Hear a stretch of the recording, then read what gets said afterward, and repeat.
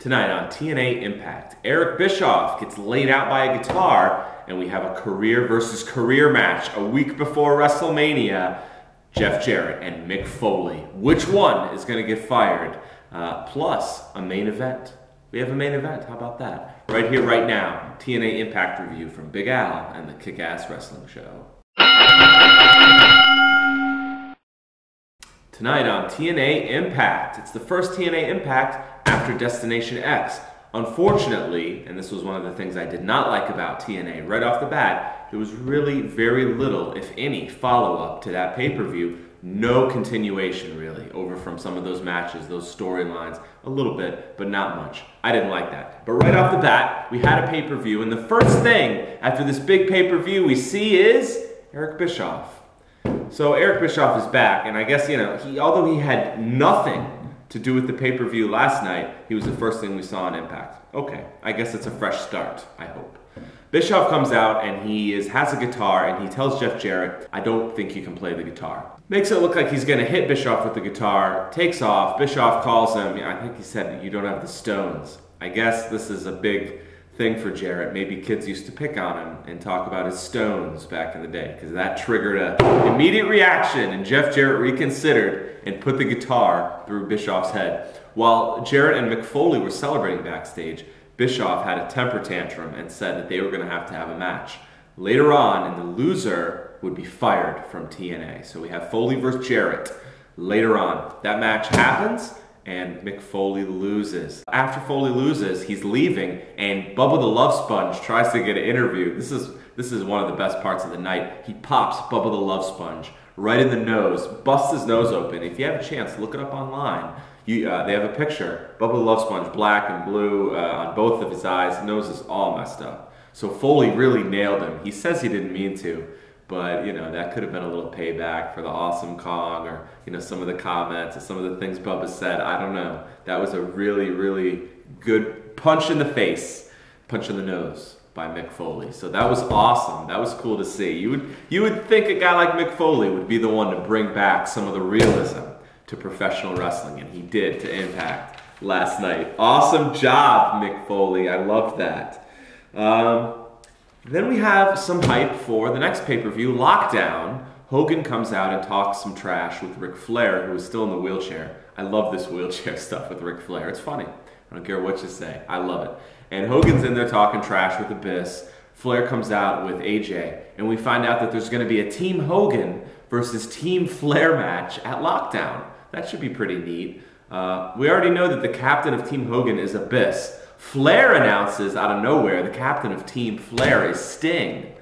So where is all this going? Obviously, they probably have some big storyline in mind here. It's all over the place. But, they obviously have a destination. How they're getting there, I'm a little concerned. They're just throwing these guys together a little bit. I know they've been following up with Abyss and AJ, Hogan and Flair, but now AJ has a match against the Pope at Lockdown. So he's not even going to be in, this Team Hogan versus Team Flair Lockdown match. So I don't know. It's still a little messy as far as I'm concerned. But the Pope then came out, got involved, and Flair got clotheslined. That was probably the best part of the segment. On the wheelchair, Hogan was wheeling him back, wheeled it down, and Abyss hit him with a nice clothesline. Flair, 61, still taking awesome bumps.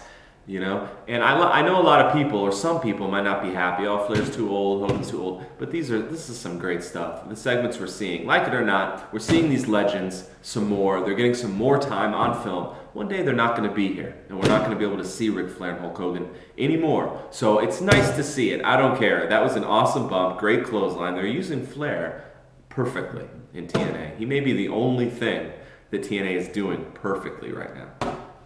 So that was pretty cool, the Lockdown hype. Like I said, a little messy, but decent. Hernandez was injured. It was a work. He wasn't really hurt, but they made it seem very, very real. They made it like it was a real angle. I'd rather, if you're going to have an injury and you're really going to sell it, like a guy's going to be out a few months, it should be to someone important who you want to bring back. Hernandez, they're just getting rid of him in the storyline. So I would have rather saved that for someone who it would count when they returned. We don't see that much anymore in wrestling. Would like to have seen that. But other than that, this injury, storyline, I don't have too much to say about it. It doesn't bother me, or I don't think it was that good. Either way, So they could have done it better. The best part of Impact tonight was the main event. They actually had a main event. How do you guys like that? While John Cena and Batista were talking on Raw, we had actual wrestling going on TNA Impact. This is really sports entertainment versus wrestling on Monday night. So which one were you watching?